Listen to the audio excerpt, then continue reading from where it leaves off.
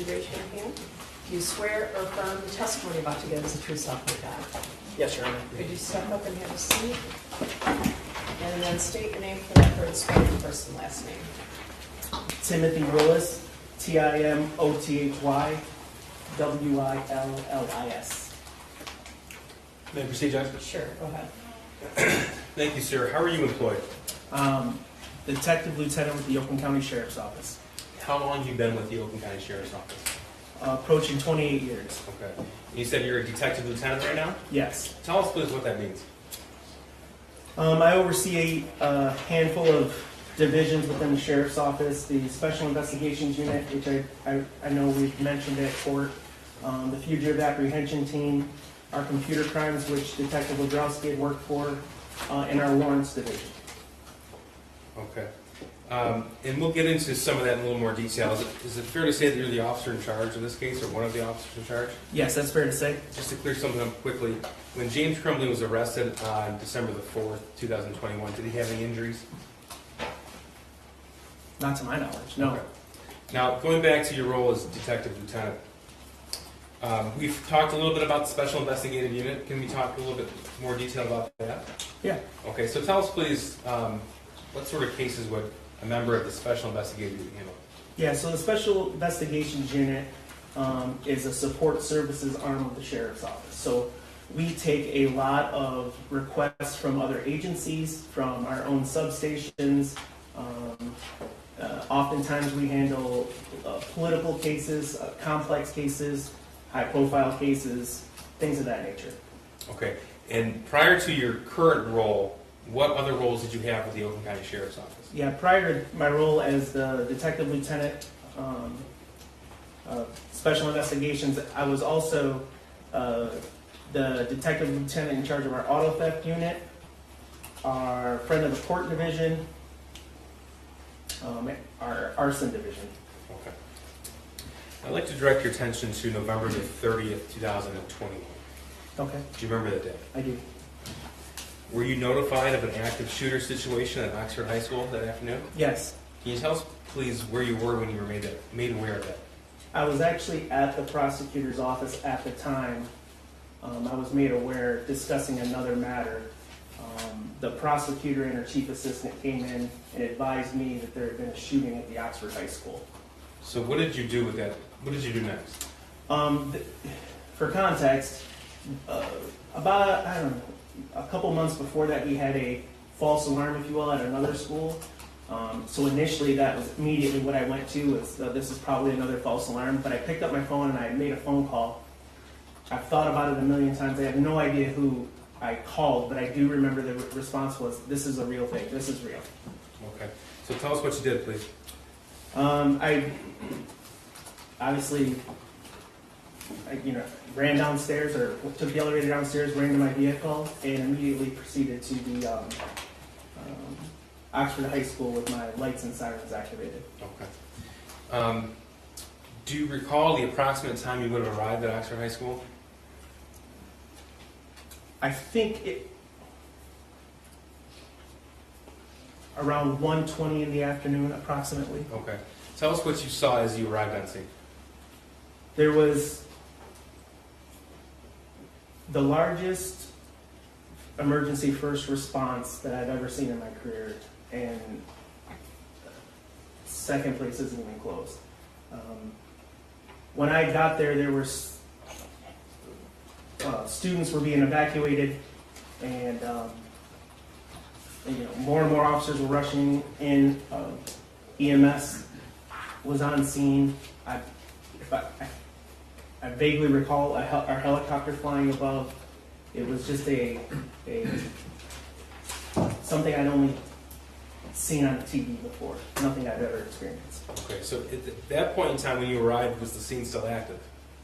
It was, yes. I'm going to show you what's been admitted as People's 9.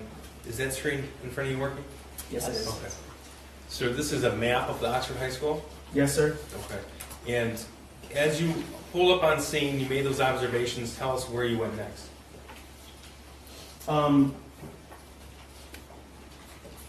Just understand, there's a lot of the day that I don't recall very well. So I don't remember where I parked.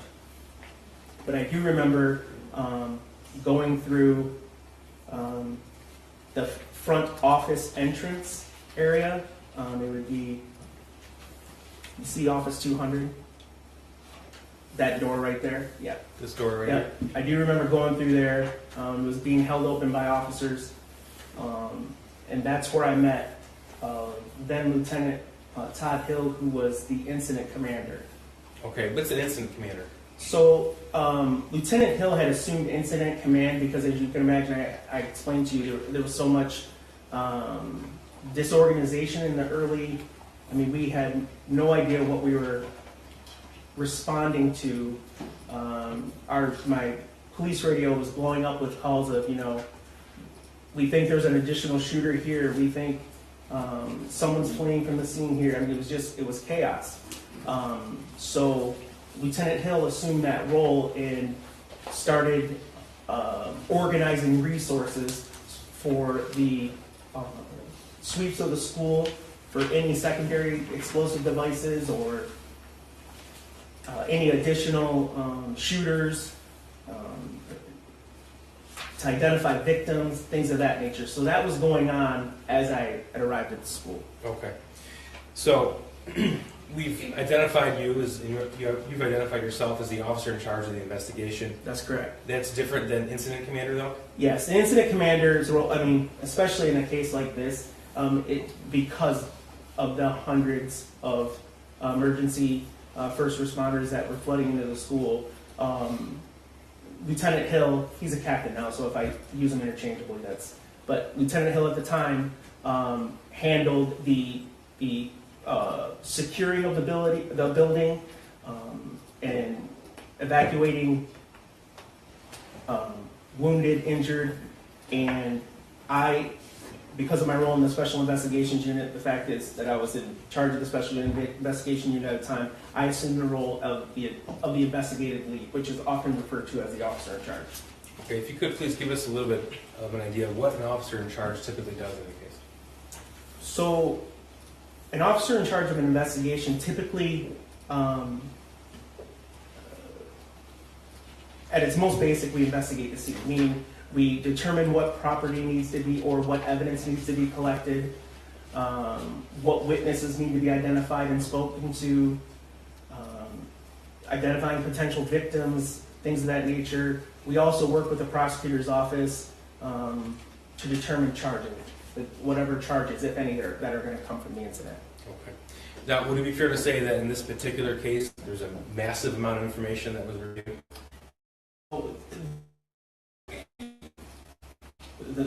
One of the more problematic things about this case is the amount of information that was coming in.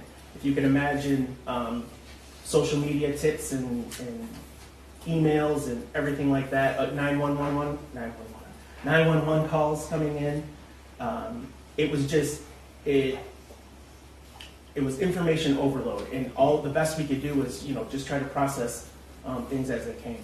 Okay. Now, so it would be fair to say that you've reviewed the evidence in this case, at least in a supervisory role. Yes, that's correct. All right. I'm going to start off with your testimony where we left off the last few witnesses, and I'll go through the exhibits that have been admitted already. This is Exhibit 361. So a little bit of background here, sir. Were you made aware that the defendant, James Crumbley, and his wife, Jennifer Crumbley's phones were seized the evening of November the 30th? Yes, as part of the, if I can back up just a second. Sure.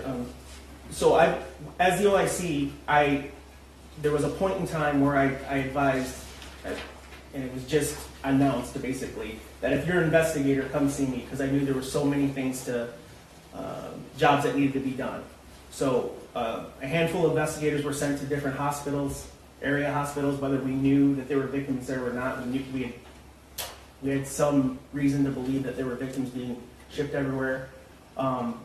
Lieutenant Marsban was handling, once the shooter was identified, handling the scene at the shooter's address, Special Agent Brandon had come up to assist me in identifying the murder weapon. So there was just, and I actually had a scribe next to me just jotting down as fast as she could when I would make an assignment, who was doing it and what the assignment was, because it was just, it was a ton of information. So I think we'll back it up a little bit further. Okay. Now, you're aware of when James Crumbley was charged with involuntary manslaughter? Yes. Okay, when was that? He was charged with involuntary manslaughter, I believe it was around noon on December 3rd. Okay, so the shooting was Tuesday, November 30th, then there's Wednesday, December 1st, Thursday the 2nd, and Friday the 5th. That's correct. Okay. Now, tell us, sir, what happens when someone is charged with a felony in Michigan? So when the prosecutor authorizes a charge, gives it to the officer in charge, I take it before a judge, and I swear to the facts of the case. It's called a swear to. And then the judge determines whether or not the information held within that complaint and warrant is sufficient to support a charge. Okay, is that public or is that done in private? That's all public. Okay. And did you do that in this particular case? I did. Okay, you personally? I did. And was there also swear to of the defendant's son? Yes, Okay, that would have been Wednesday, December the 1st, 2021? that is correct. Okay, was that likewise public? Yes, it was. Okay. And when I say public, I mean open to the public? There were, yes, open to the public and media present. Okay. Was James Crumbley there for that, for his son's swear to? Objection, Your Honor, relevance. Judge, the jury's going to get an instruction regarding 4.4. A lot of the evidence is regarding the timeline of where they were from November the 30th to December the 4th in the early morning. I think where they were and the knowledge they had is relevant, so I'm not allowed. Thank you, Judge. Sir, Wednesday, December the 1st, there was a swear to of the defendant's son? That's correct. Okay, and was James Crumbley there for that? He was not in person, no. Okay. And he was on Zoom? He was on a Zoom from his, what appeared to be his vehicle. Okay, thank you.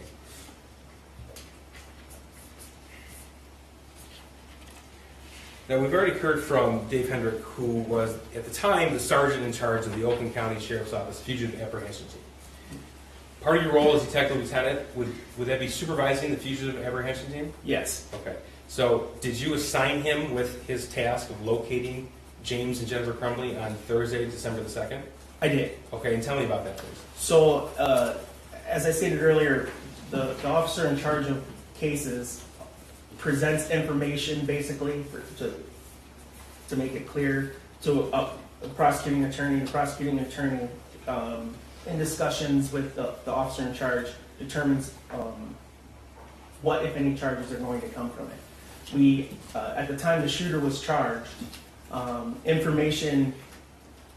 volumes of information was going into the prosecutor's office, and there was discussions on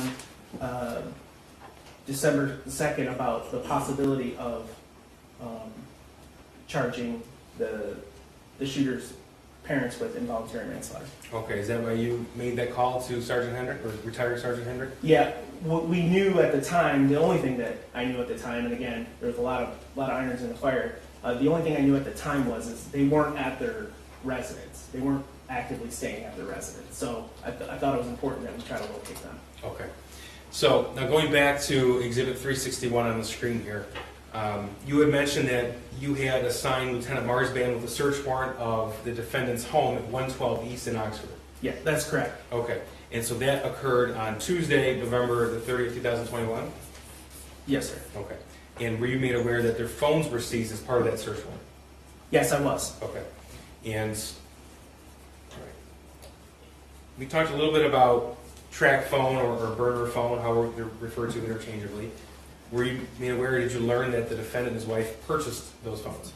I was, Okay. yes. And so what's in Exhibit 361 here? So this is a receipt from the Walmart in Lapeer, Michigan, and for the purchase of the track phones. Okay, so just for a timeline, this is at November 30th, 21 at 8:01 p.m.? That's correct. Okay. This is Exhibit 362. What are we looking at here? This is a receipt for the Holiday Inn Express. So the shooting was on the 30th. They checked in on the 30th, and they departed on the next day. Okay. And Do you recall where this Holiday Inn Express was located? Yes, that's the Holiday Express in Lapeer.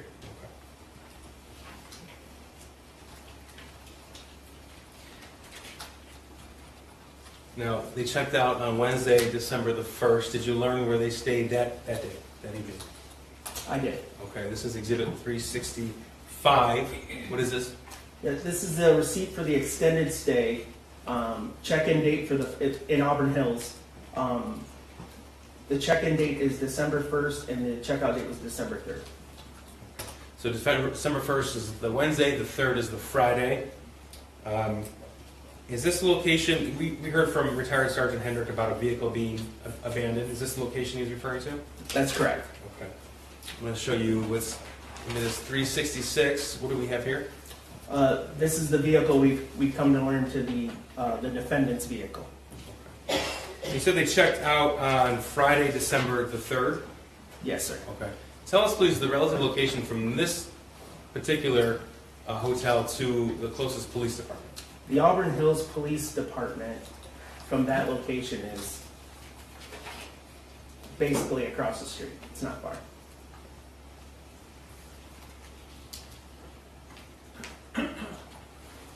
Now, regarding Exhibit 361, just so we're clear, it's your understanding that they were actually told to purchase these phones, is that correct? That is correct. So, Okay. Detective Sergeant Bryan, who testified earlier, he had advised them, or maybe it was Lieutenant Marsban, I can't recall, but said, hey, look, we're taking your phones. At this point, it's evidence, and which is common. And then we often advise them, so you have a means of communication, because people don't typically have house phones anymore. We just automatically tell them usually to just pick up a couple of track phones. Okay. And were they permitted to obtain contact information from their phones before they were seized? Yes, they were. Okay. Now, specifically on Thursday, December the 2nd, 2021, did you or members of your team uncover evidence that James and Jennifer Crumbley obtained cash through withdrawals? That's correct. Okay, this is Exhibit 367. What are we looking at here? This is a withdrawal from Flagstar on December 2nd for the amount of $2,000. Okay. Now, Mr. Rogowski, who testified about the burner phones, also mentioned replacement phones, so new phones with the old numbers ported to them. Did you learn when James and Jennifer Crumbley purchased those? I did. Right. This is Exhibit 368. What are we looking at here? This is a T-Mobile in Owasso, Michigan, and this is the receipt on December 2nd at 11 a.m., 11:17 a.m., and this is where they purchased new phones with their original phone numbers on them. Okay, so this is Thursday, December 2nd. At this point, they were staying at that hotel in Auburn Hills next to the police station, and this was purchased in Owasso, Michigan? That is correct. Do you know the relative distance between the two locations? It's about an hour's drive per Google Maps. Okay, each direction? Yes, sorry. So we saw the record that indicated they checked out of that Auburn Hills hotel on Friday, December 3rd. Did you uncover evidence that they had obtained more cash that day? Yes, I did. This is Exhibit 367. What are we looking at here? This is a withdrawal from Flagstar on December 3rd for the amount of $4,000. Was evidence uncovered to suggest that they had transferred money from their son's account? Yes. All right, this is Exhibit 370. What is this? This is a Flagstar withdrawal from a Simply Kids Savings. There's two withdrawals. There's 1129, In the amount of what?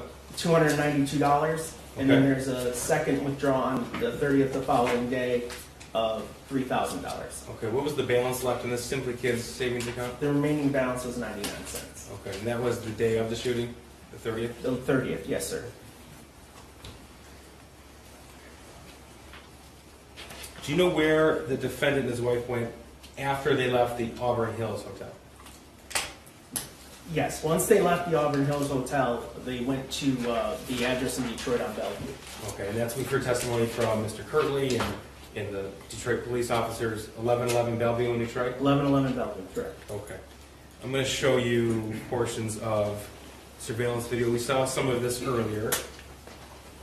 This is different clips. This is exhibits 371 and 372. So 371 is first. And again, so we know the timestamp is actually 22 minutes off. I think we've already clarified that.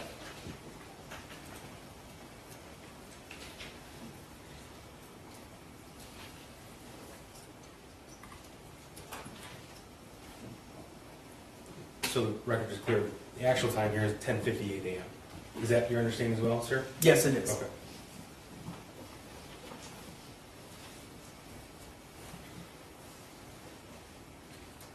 And just tell us, please, sir, when you see anybody you recognize. The man walking with his phone, I believe, is the leasee of the suite or room or whatever that the Crumbleys were staying in. That was Suite 130? 130. Okay. The vehicle coming in is the vehicle that we identified as Jennifer Crumbley's Kia.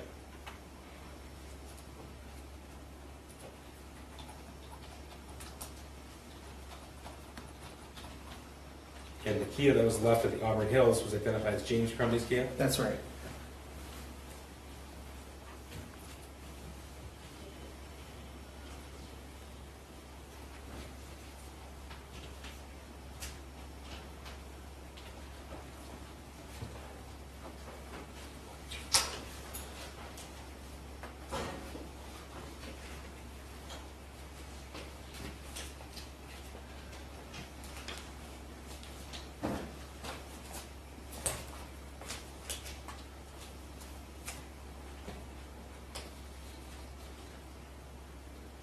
Do you recognize either individual exiting from what was identified as Jennifer Crumbley's Kia?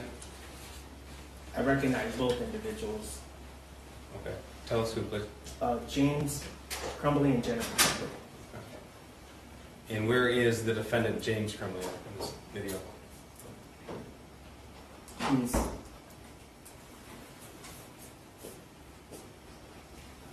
He's walking up now. Okay. Sorry. Right here? Correct. Okay. Now, this is the location they were found at 1:30 a.m. the next day, is that correct? That is correct, yes. 1111 Bellevue, okay. Yep. Now, that car was pulled in with the front facing forward, is that right? That is right. Okay, did you come to learn that the defendant moved that car subsequent to pulling up at 10:58 a.m.? Yes. I'm going to show you what's been admitted as 372.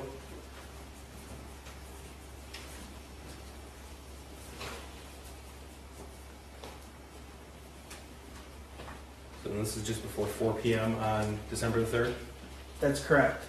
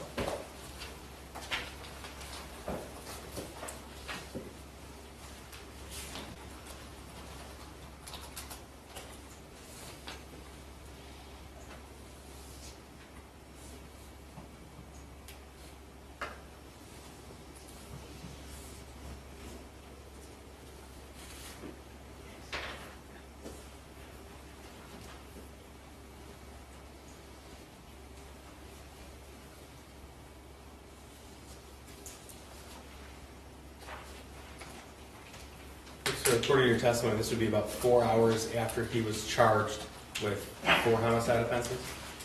That's correct.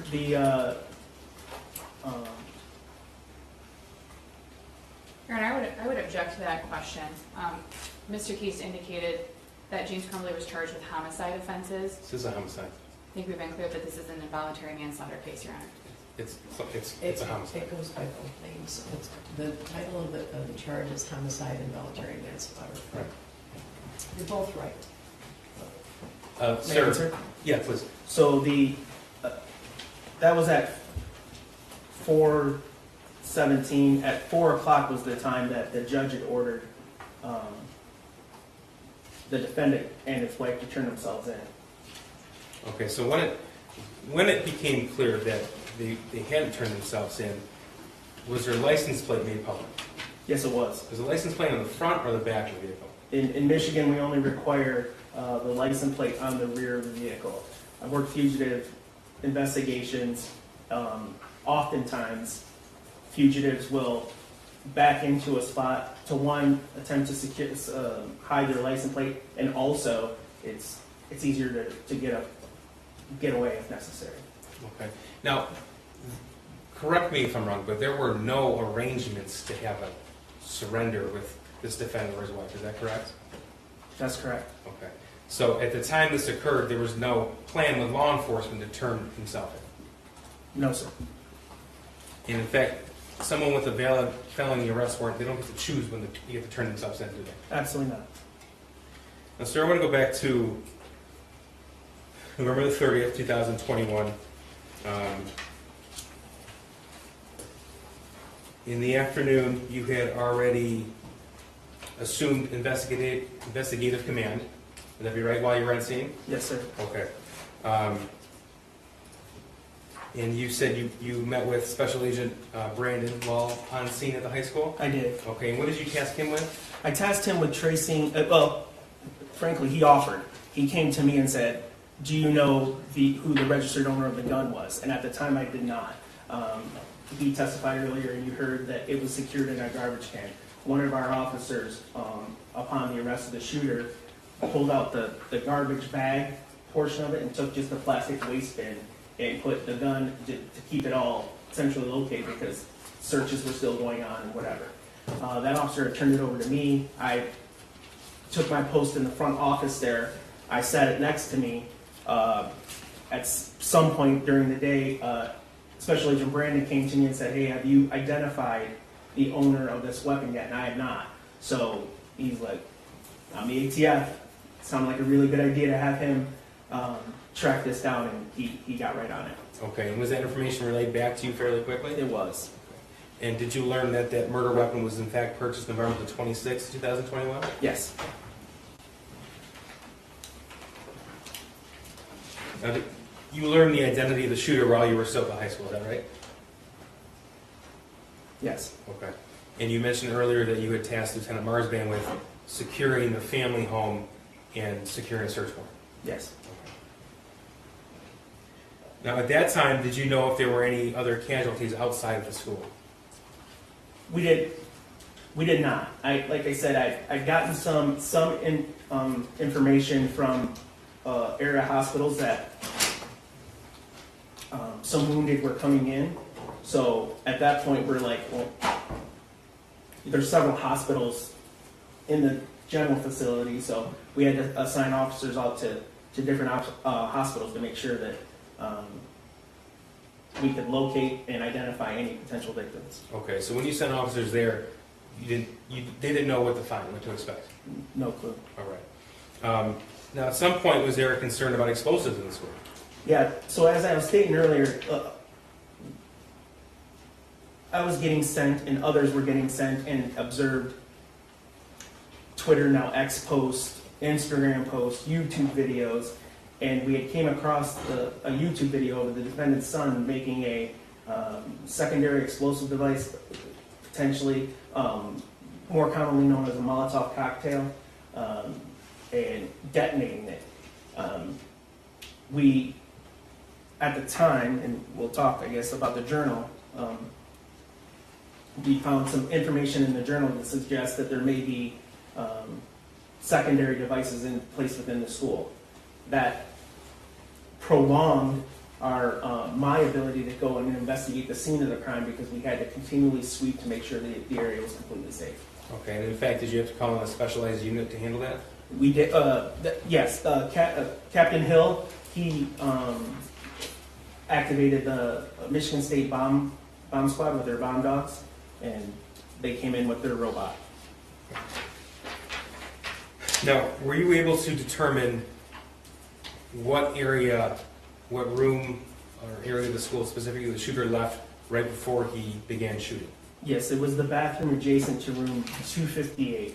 Okay, I'm going to show you what's been admitted as people 16. What are we looking at here? This is the backpack and contents that the shooter was seen, observed wearing, walking into the bathroom prior to the shooting beginning. Okay. Now, was this photograph taken after the location was made safe by the bomb squad? That's correct. Okay. And they didn't find any explosive devices? They did not. Okay. Now, what do you see in this picture? What was seized as evidence?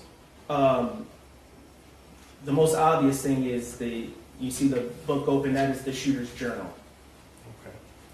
Okay. Did you have the opportunity to review that journal? I did. I have. All right.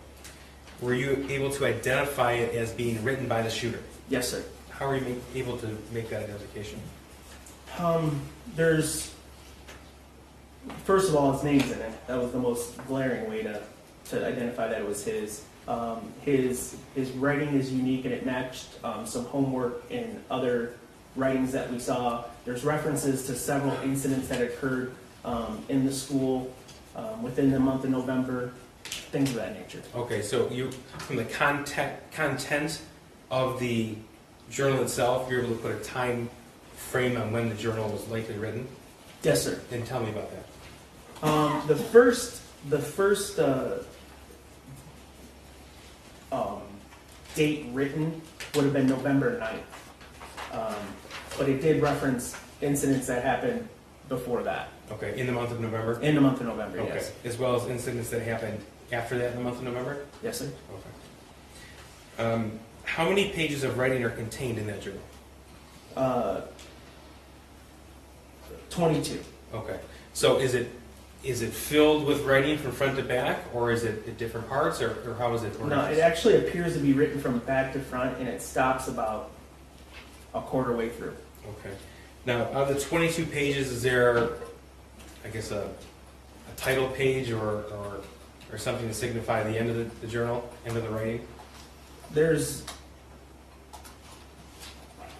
yes, I mean, Okay. to answer your question simply, yes. So out of the pages with writing in that journal, how many contain reference to the school shooting?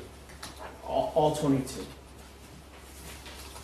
Now, for the record, I'm going to show you some of these slides, or some of these passages rather from the journal, and I'm going to refer to them by page number, and just so you're clear, sir, they're indicated page 1 from where the writing starts to page 22, which would be the back binding of that journal. Is that accurate? Understood, yes. Okay. Now, is the journal in written format or were drawings contained as well? Both. Okay. Were there any passages in this journal that you noted indicative of the shooter's request for mental health help? Yes. This is People's 359. Can you read what's written in this passage, please? Yes. I have zero help, and help is bolded, for my mental problems, and it's causing me to shoot up the fucking school. This is page 5. For the record, that was page 6 on the journal. Same exhibit, page 5. Could you read that, please? Yes. I want help, but my parents don't listen to me, so I can't get any help. Okay. That's page 5. This is page 19. What does this say? My parents won't listen to me about help or a therapist. All right. Now, were there any journal entries about the shooter's desire to obtain a 9mm handgun? Yes, sir. Same exhibit, page 3. Can you tell us what this is, please? Yes. The shooter writes, so we should be bound to get my SD 9VE soon. Okay.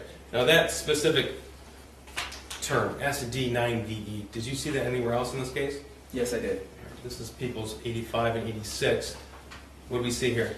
This is a picture of a Smith & Wesson model number SD9VE that was for sale that was extracted from the defendant's phone. Okay, and Mr. Rogowski testified this was from Monday, November the 8th, sent from the defendant's son to the defendant in a message that was deleted. Do you hear for that testimony? Yes, I was. Now back to the journal. This is page 22. Can you please read us what this says? Yes. The shooter writes, "I want to shoot up the fucking school so badly. Soon I am going to buy a 9mm pistol.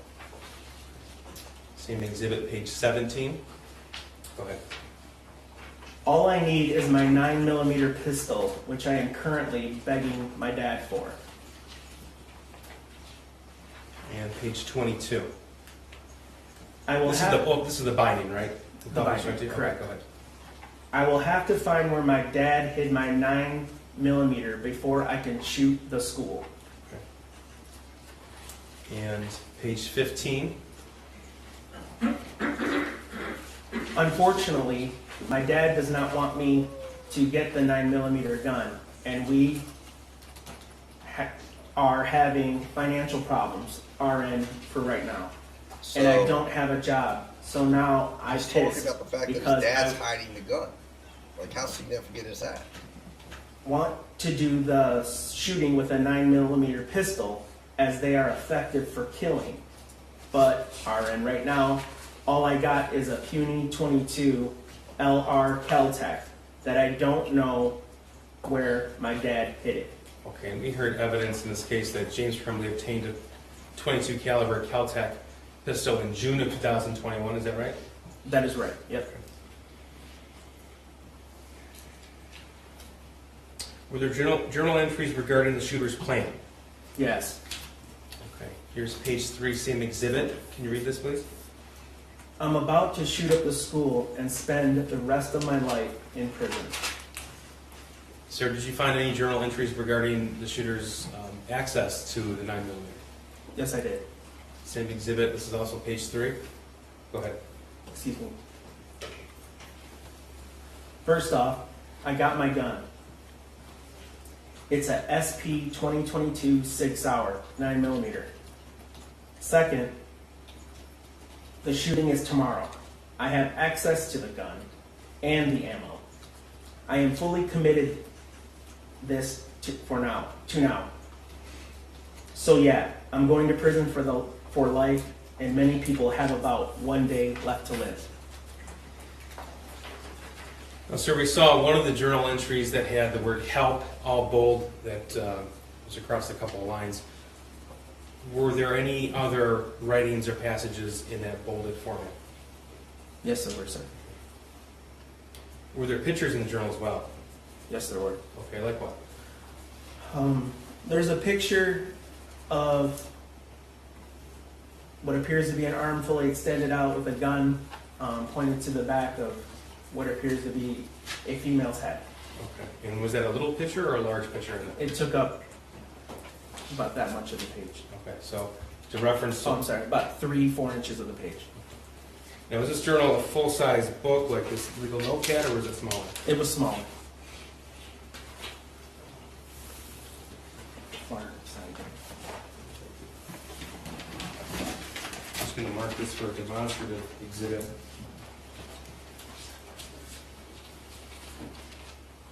This will be 381. This is a demonstrative exhibit. Any first witness? Any objections? No, Your Honor, just for demonstrative purposes. Sure. Put a pair of gloves. Just take that one so we can see.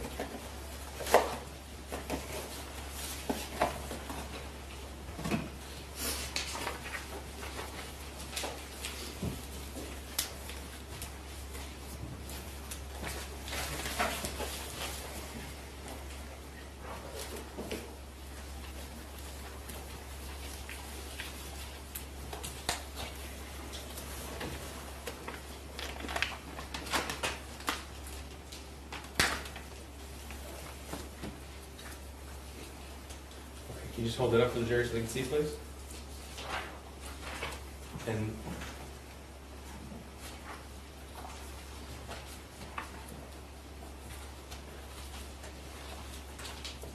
Thank you, sir. And that's what's depicted here in People 16 that we're referring to? That's correct, Okay, thank you. if this was laid open. Yeah, first one. Sure. Would you mind putting that back in?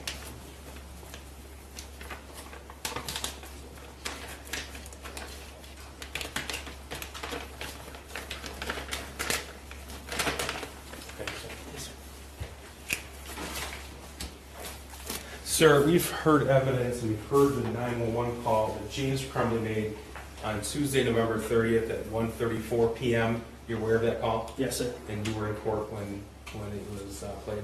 Yes, sir. Okay. Now, we've also heard testimony that the Meyer and Ray Road next to the high school was the emergency location for Oxford High School parents in case of emergency at the high school. The reallocation point, yes. And did the police likewise notify the community of that as well? Yes, they did. Okay. Do you recall when that occurred? I believe the first 911 call that the sheriff's office dispatched advised that the Meyer will be the relocation point was at approximately 1 o'clock. 1 o'clock that day. So Okay. just 10 minutes or so after the shooting. Okay, so the shooting began at 12:51 p.m. This was 1 p.m. the same day? Yes, sir. Are you aware how many 911 calls were placed to dispatch in that time period? Yeah. Objection, Your Honor, relevance? Yeah, how is it relevant? He's going to testify as to who identified their son as the shooter, Judge. Okay, but that's not relevant to how many 911 existing, but that's not relevant. How many people identified their son as the shooter? Just one. Okay. Nobody else? Nobody else. Was there more than one 911 call? There was. Oh, I'm sorry, maybe that is relevant. How many 911 calls isn't relevant, but I guess out of those, how many? It gives the answer context, Judge. Okay. How many 911 calls were placed at that day? 112 were able to be answered within the immediacy of the shooting. Okay, and out of those 112, how many identified their son as the suspect? Just one, the defendant. Thank you. Okay, sir, as the officer in charge, you've reviewed the surveillance video of Oxford High School. Yes, I have. Okay. We're going to play that now. Judge, could you please instruct the media not to film? Can you remind me how long it is? I just want to decide whether or not the jury's going to break first or after. It's just a few minutes, Judge. Okay, I thought there was maybe one, okay. It might be a good idea to leave right after. Okay. Can you not videotape the video that we're about to play? And I also went over any victims or victims' family in the courtroom that we're about to play the video. Your Honor, I'm objecting for the reasons previously stated. I understand. May I proceed, Judge? Sure.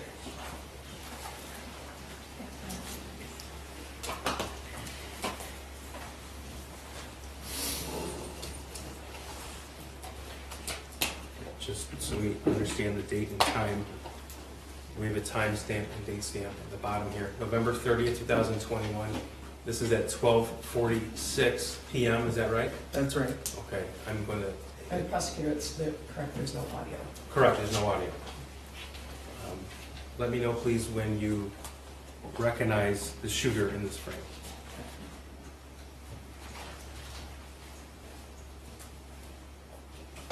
He just walked out and made a left. You'll be able to see him more clearly momentarily.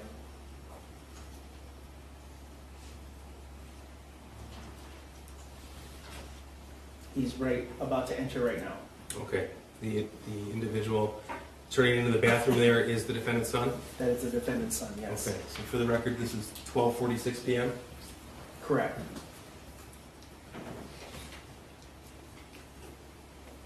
And this video is, it skips with time delay, is that correct? Yes, sir.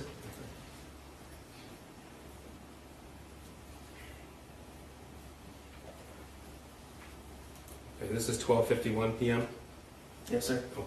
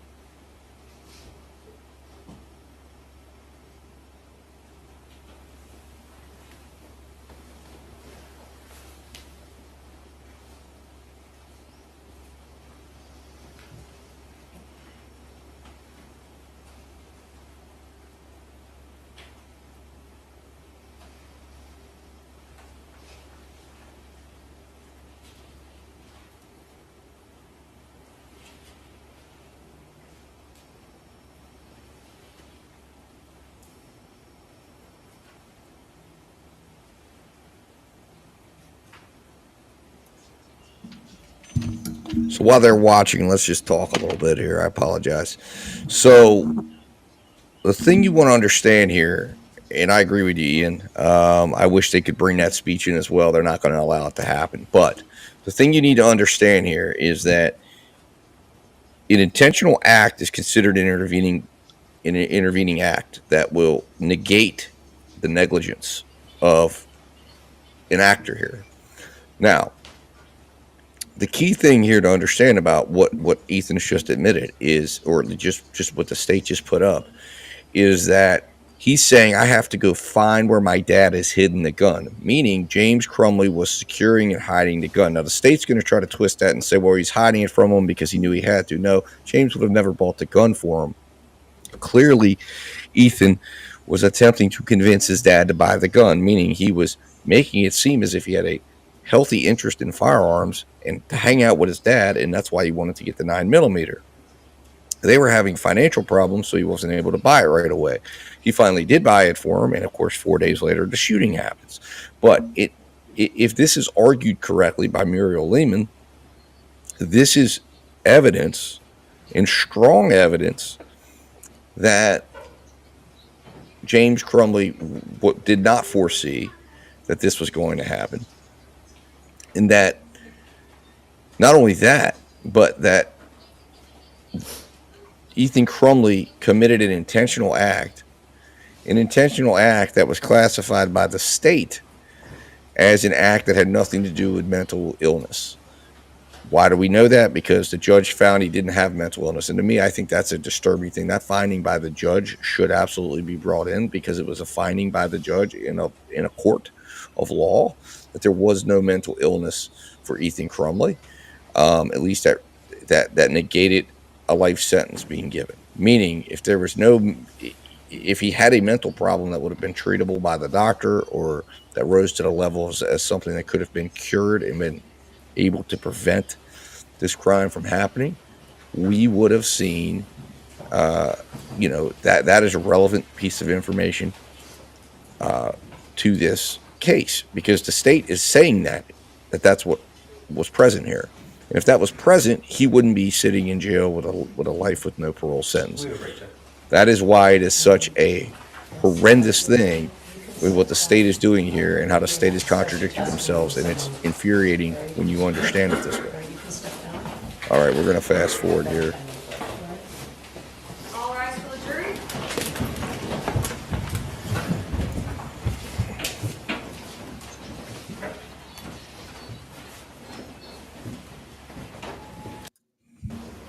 All right, so they're back here, it looks like. Let's just pop forward 5 seconds. Some split screens in that. Is that All correct? right, so now we're going to go back. I guess we have a little bit of the state, but understand that this was very significant, and I don't understand why Shannon Smith wouldn't have jumped on that as well. Although I don't think she really would have felt it was as relevant, because, and that might not even have come in her case. I'm not even certain if it did, That's correct. because it deals with James Crumbley. But anyways, Sir, let's could you tell us, please, who was wounded? listen again.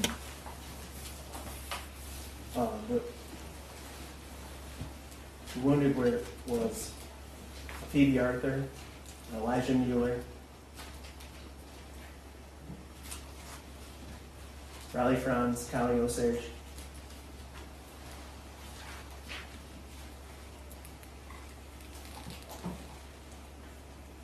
Molly Darnell, John Asciuto, and Aiden Watson.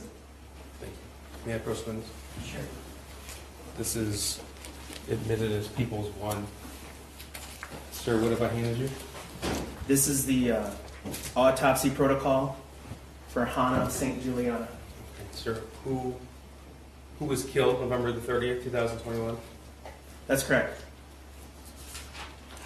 This is Exhibit 5. Sir, how old was Hannah? She was 14. And how did she die? Your Honor, I'm going to object to the reading of the autopsy protocol into the record. He's not It's been reading. admitted. He's not reading the autopsy protocol. They're being admitted as exhibits 1 through 4, correct? That's correct, Judge. All right, so I think it was a question. There's a question. How did she die? She died of multiple gunshot wounds. May I approach the witness? Sure. I guess I did forget. I guess we're gonna have to have the medical examiner come in and testify again too, as well. So I guess we're gonna have at least another witness or two. This I is just the saw about autopsy that. protocol for Madison Baldwin. Unless they're introducing it here, Madison. maybe they are. I don't know. People 6 on the screen. Yes, How did she die, sir? she had a gunshot wound to the head. She was 17 years old. Yes, sir. This is Exhibit 3. So what have I handed you? Autopsy protocol for Tate Meard, and he was 16 years old. And how did he die? He died from multiple gunshot wounds. And this is Exhibit 4. That's an autopsy protocol? They Yes, are sir. resting. This Okay, is for, then this is how they're Justin going to do the Schilling. autopsy. Okay, that's what I He was thought. I 17 thought they would years be old. resting today, And how did he die, sir? and I assume the defense will rest Died of a gunshot wound to the head. or maybe rest in the morning Those are after the they 4 talk about students whether or not James will who were testify. killed But I inside can't Oxford imagine he High School testifies. November the 30th, 2021. That's correct.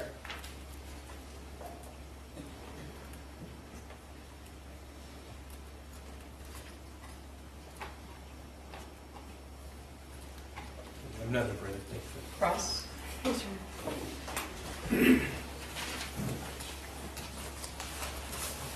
Good afternoon, Detective Goodman. Good afternoon. Go back to November 30th of 2021, when you were made aware of the shooting at Oxford High School. Okay, You testified today that you were at the prosecutor's office, I was. and you were advised, you said by the prosecutor and her chief assistant, that was the chief prosecutor, Ms. McDonald, Correct. and her chief assistant came to the office where you were discussing another case. We were in a conference room in their office and they came, yes.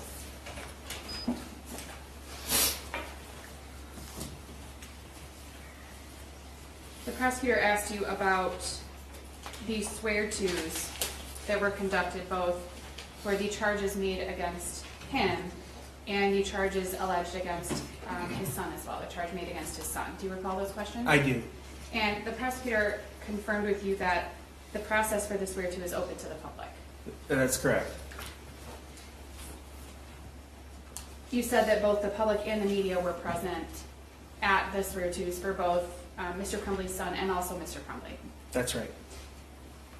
For Mr. Crumbley's son, you made note that Mr. Crumbley was not present in person for the swear-to in the arraignment. Yes, I stated he was he was there on Zoom. And if you recall, his son was also on Zoom for the arraignment, is that correct? His son was in custody. Okay. Yeah, But he was not there in person in custody, if you recall. that's correct.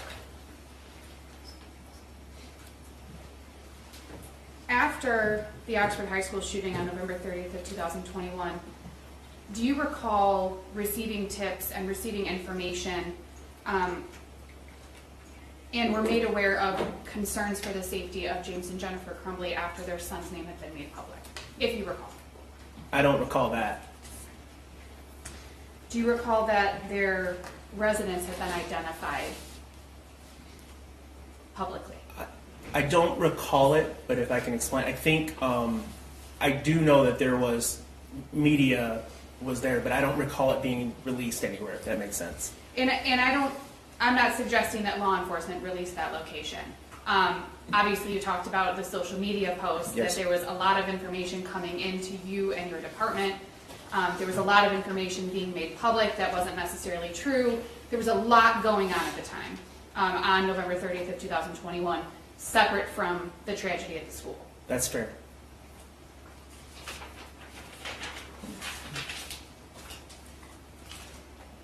You said that on December 2nd of 2021, that you and the prosecutor's office were having discussions about possibly charging James and Jennifer Crumbley. That's correct. You know that at some point on December 2nd of 2021, not necessarily the nature of not the content of the discussions, but the nature of the discussions about potentially charging was made public. I'm not familiar with that. If you recall, there were media reports and information put out into the media that James and Jennifer may be facing charges. That may be true. At that point, I was completely involved. Like, there was things that came out in the media that people tell me about today I have no idea about because I wasn't.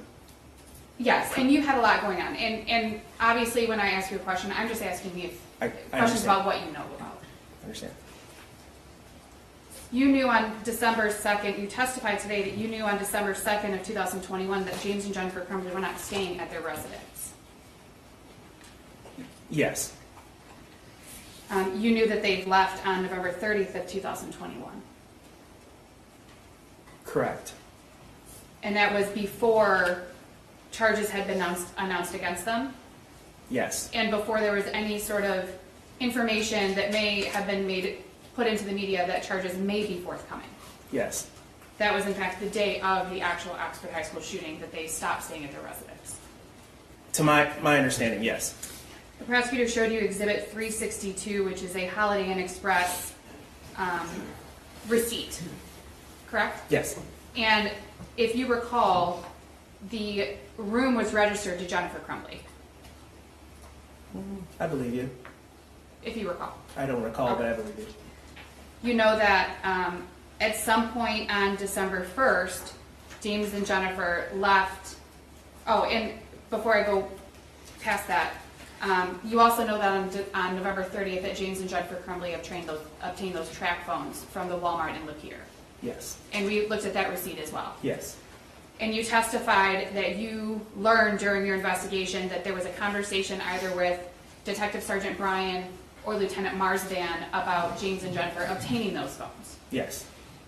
And the purpose was because they had given their phones to law enforcement and they didn't have any way to communicate with people, if you recall the information that you were given. They were taken in a search warrant. Whether they gave them to, I guess, is subjective. But yeah, they were. We obtained them, and it's my understanding the advice given to them, which again isn't uncommon, is that purchase some track phones so you could maintain communications.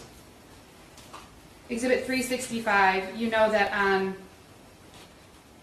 December 1st of 2021 that James and Jennifer left that Holiday Inn in Lapeer and checked into an extended stay in Auburn Hills. What day did you say?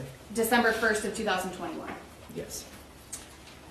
Now Lapeer, for those who aren't familiar, is north of Oxford. It is. It's north of Auburn Hills. It is. So they left the Lapeer area and came down to Auburn Hills, which is 15 minutes south of Oxford. I could be wrong about the time. But you referenced Lapeer essentially borders Oxford, Okay. and On the north on the side. north side, and then you got Rochester. 20 minutes. I don't know. Okay. I won't lock you into a time. But they came and they came slightly south of, still in Oakland County, correct? Yes. Okay.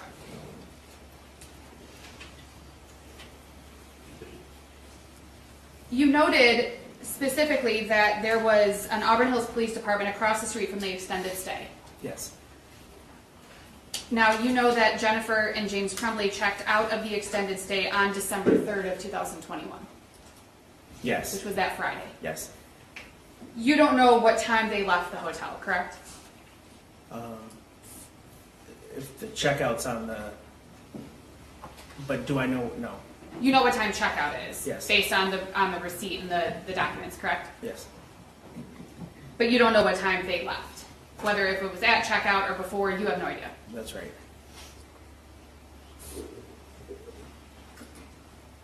At some point on Exhibit 368 is the T-Mobile receipts from the T-Mobile in Owasso. Okay. Those are dated December 2nd of 2021, Okay. if you recall. Yes, I do. And there was some conversation about the distance that Owasso is from Auburn Hills, because on December 2nd of 2021, James and Jennifer Crumbley had been staying at the extended stay in Auburn Hills. Yes, and I believe they went to Owasso to get their phones. Right. They drove to Owasso to get their phones and then went back to the extended stay, from what you understand. Yes. So they didn't stay in Owasso, correct? Overnight, to your knowledge. No. you are aware that after the Oxford High School shooting, there were a variety of reactions and emotions to what occurred at Oxford High School. Yes. There was terror, From whom? anyone at the school. More than likely. There was anger. Are you I'm just speaking talking in in general. In general. I would guess after an incident like that, every emotion imaginable could be Right. put out there. You're aware that once the identity of the shooter at Oxford High School was made public, you were also made aware during your investigation that a lot of that anger, or some of that anger, was directed toward the parents of the shooter, James and Jennifer Crumbley.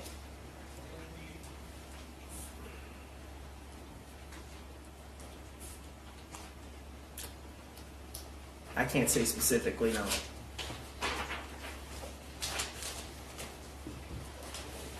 Exhibits 371 and 372 were the videos from 1111 Bellevue in Detroit.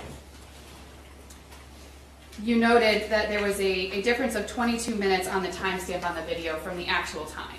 Yeah. Okay. Yes. So the video was 22 minutes ahead of what the actual clock time was, if you recall. I think that's right. Okay. The video, I believe it's 371, shows that James and Jennifer arrived at approximately 10:59 a.m. at 1111 Bellevue. Okay. And that was prior to the swear-to that you testified was conducted at noon. That I believe it was around noon, correct? Okay. And again, I'm not asking you to lock in on the exact time, if it was 12:01 or 12:02 or whatever the time may be, but 10:59 is obviously before around noon. It is. And the two videos that you were shown, that Exhibit 372 is after 4 p.m., where it shows that James Crumbley walked out of the building and turned the car around and then went back in the building. Yes. Was it 417 or something like that? 416? Correct. So the two clips that you saw, there were actually many, many clips from throughout that day, if you recall, that you've reviewed as part of your investigation. Yes. In fact, as part of your investigation, you reviewed those clips and know that one or both of James and or Jennifer Crumbley were in and out of that building on more than one occasion on December 3rd of 2021. I don't recall. Do you recall that there was video of James specifically leaving the building to smoke and going back in on more than one time?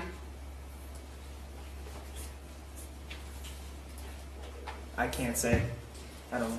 And we heard, you were in here when Investigator Creer testified, Yes. and he talked about finding, I believe he said 14 cigarette butts next to the Kia Yes. in the 1111 Bellevue parking lot. Yes.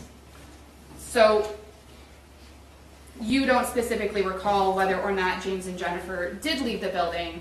You don't recall whether they didn't. It's fair to say you just don't recall. That's right.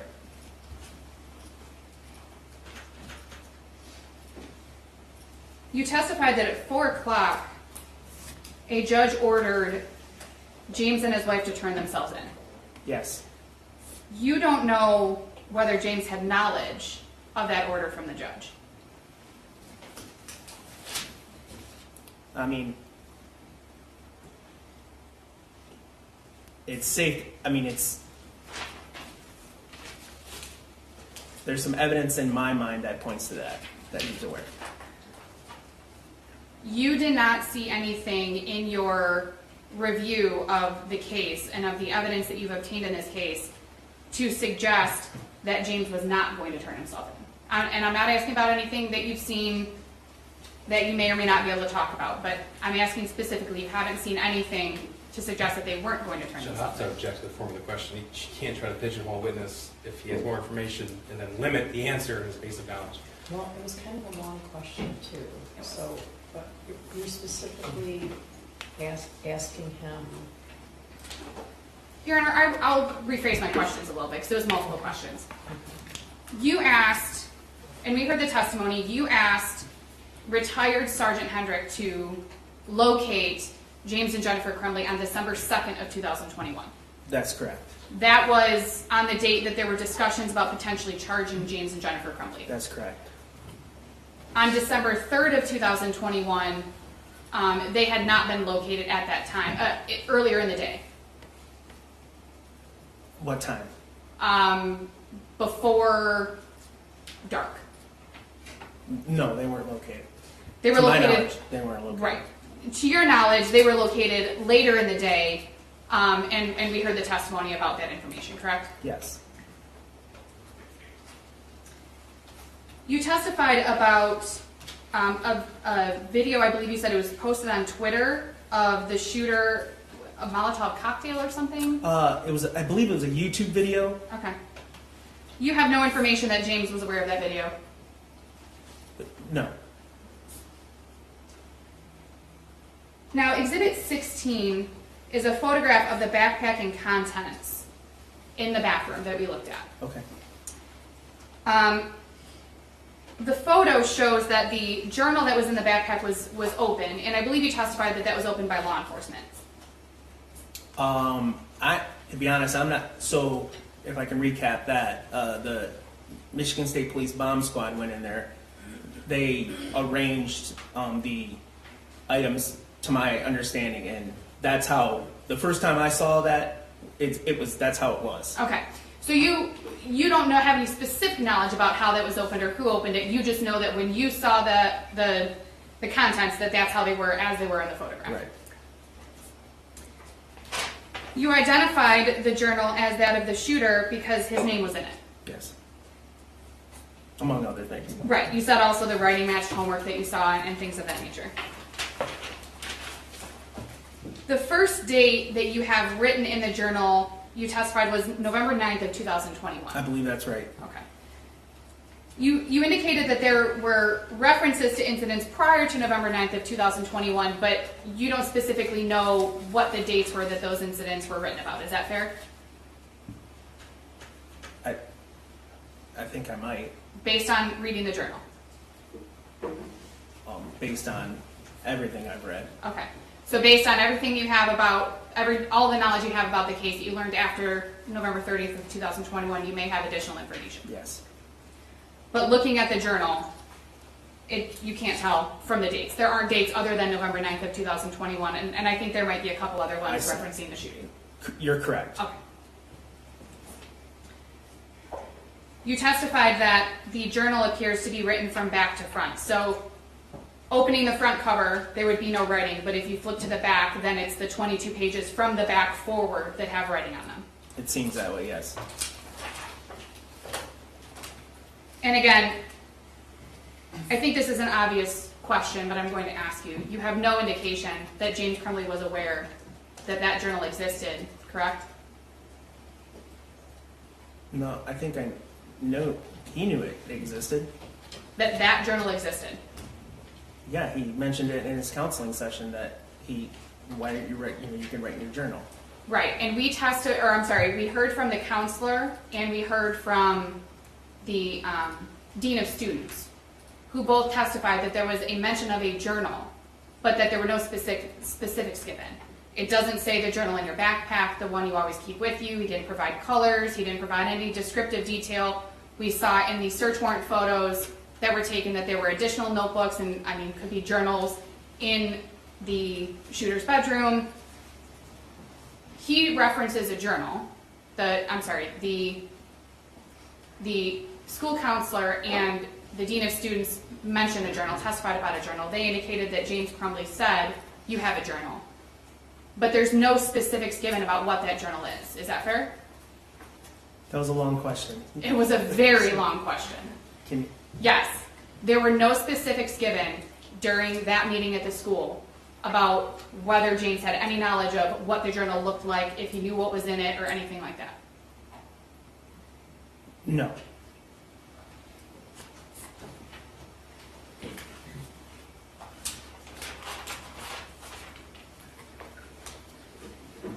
Specifically pages 15 and 22 that we have that were admitted as Exhibit 359. On page 15, if you recall, the shooter is writing about wanting a 9mm and then he's mad because he wants to get it because that's what he wants for the school shooting, correct? Can we put it? Yes. In fact, I can hand this to you That- because I don't have it electronically. May I approach, Your Honor? Sure. Thank you. It's flipped open to page 15. Thank you. You're welcome. So I'm sorry, what was your question, Counselor? Page 15. Okay. There's some mention about the shooter wanting a 9mm gun. He wants it for the school shooting. And he's mad that he hasn't gotten it yet.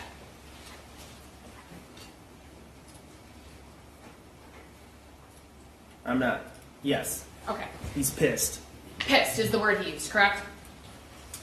Page 15 also includes this statement. He mentions the Caltech and says he has to find where his dad hid it.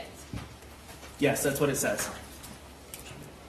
If you'd like to, yes. I'm going to go to page 22 next, Mr. Keese. Mr. Keese is going to put them on the screen for you. Thank you. You have to turn this one on. May I approach, Your Honor?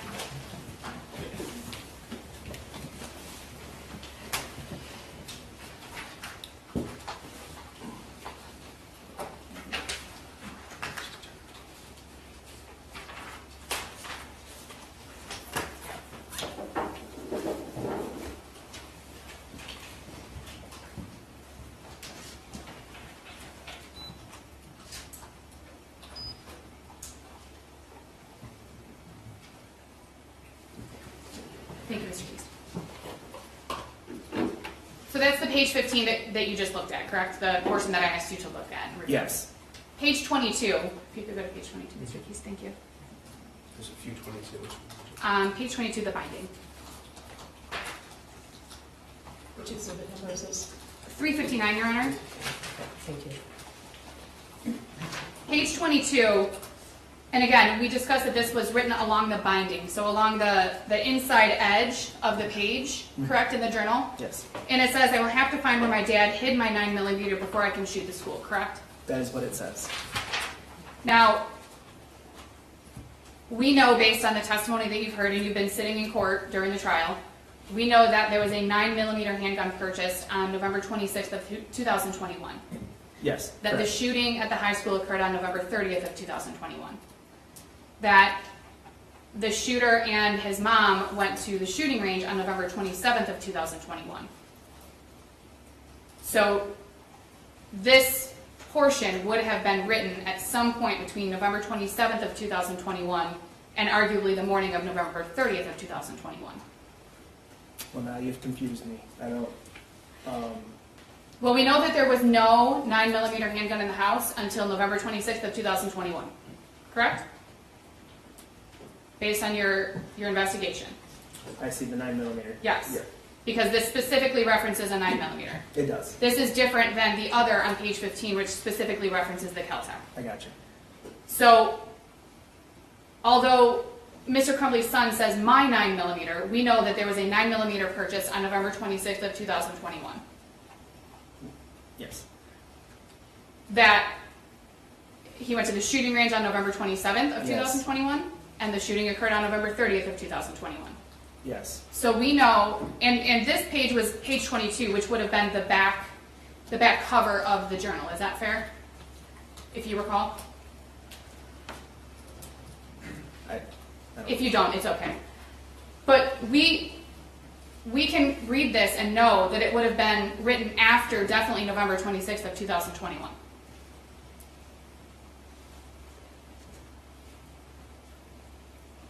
Yes.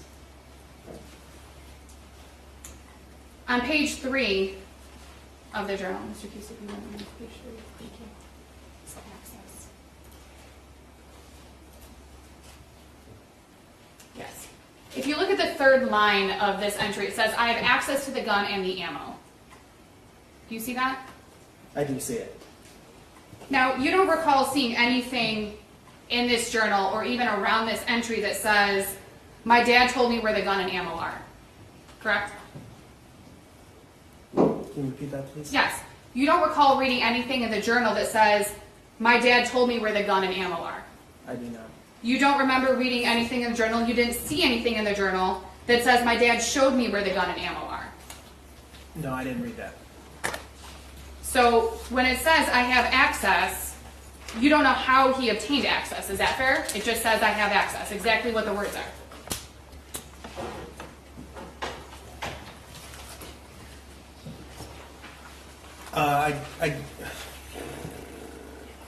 Can you repeat that? I'm sorry. Yes. Reading this journal entry and the information that you have that you've read in the journal, this doesn't say how Mr. Crumbley's son had access to the firearm. Is that fair? That's right. Just simply that he had access. Simply that he had access. Understood. Thank you. I have no further questions, Your Honor. Redirect. Briefly, thank you, Judge.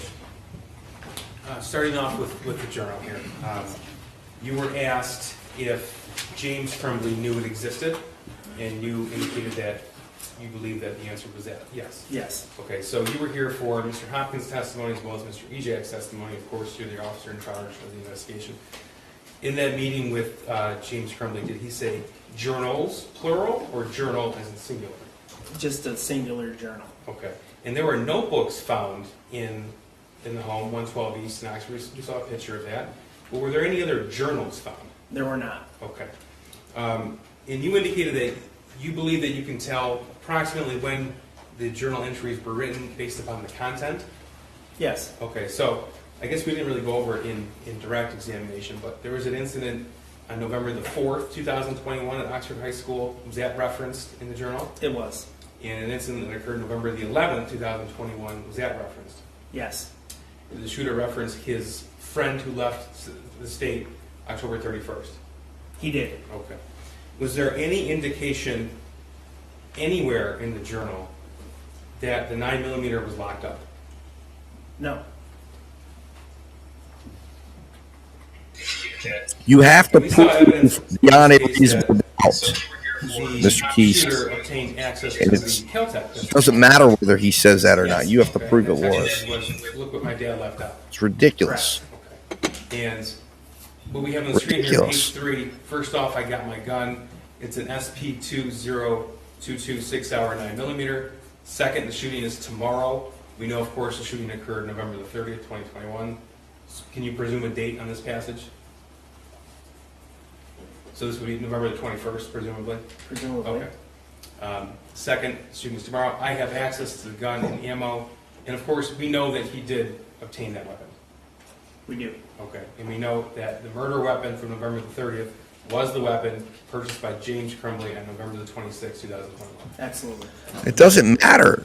Just because he purchased a weapon doesn't make it criminal, Keith. Jesus. And I don't mean to belabor the issue, but when it comes to journals or notebooks, you don't know what James calls a notebook, what he calls a journal. You have no idea. Is that fair? That's not fair. I do know what he calls a journal because he called it a journal in the meeting with Mr. Hopkins. Right. He said something about a journal. He did. You don't know if he's talking about a notebook. You don't know if he's talking about a journal, like a diary with a lock on it. You have no idea what he's talking about. I got a pretty good idea he's talking about a journal. That's what I can say. Right. A journal. A journal. The reference to the Caltech that Mr. Keys just asked you about was in August of 2021, correct? He asked about the video that we saw, the text that Mr. Crumbley's son sent to his friend about my dad left it out, LOL, or something along those lines. Yeah. That was in August of 21, Can you show me? if you recall. I don't recall. You don't recall seeing anything from November of 21 in the journal or otherwise saying that Mr. Crumbley's son had access because Mr. Crumbley left a gun out in November of 21 or in the journal, correct? Ask that again, please. Sure. You don't recall seeing anything during your investigation from November of 21 that Mr. Crumbley had allegedly left a firearm out in the house and his son talked about it. This is beyond the scope of my redirect. I still don't understand the question. Sure, Your Honor. Mr. Keys asked about the text that was sent from Mr. Crumbley's son to his friend about his dad allegedly leaving the Caltech out. Okay. And he filmed a video of himself. Okay. I'm trying to clarify that that video was in August of 21. I mean, if I need to, I'll pull up the exhibit, but I was just trying to clarify with the detective lieutenant. Okay, I think if you showed me the exhibit, you'd be able to say, but you stipulated that that was from August of 21? Were we talking about the Caltech? Yes. Sorry, yes, August 18th, 21, and August 20, I'm sorry. August 9th. I did it again. August 19th of 21 and August 20th of 21. Okay, tell you what exhibit it is. Your Honor, they stipulated to the date, so I don't need to ask again. Okay. Thank you, Your Honor. All right. I just, based on that, there was evidence that we introduced in this case that the shooter filmed a video of himself holding the 6-hour 9mm handgun November 26, 2021. Yes. Okay. And there were also Instagram posts of him holding that same firearm on the 27th of 21. That is correct. Okay. And I think I misspoke earlier. I said November 21st as far as this passage being written. This would actually be November the 29th of 2021. Yes, sir. Thank you. I'm sorry about that. Thank you, Judge. All right, can he be excused? Yes, Judge. All right, you can step down and you're excused. Thank you, Judge. Tell me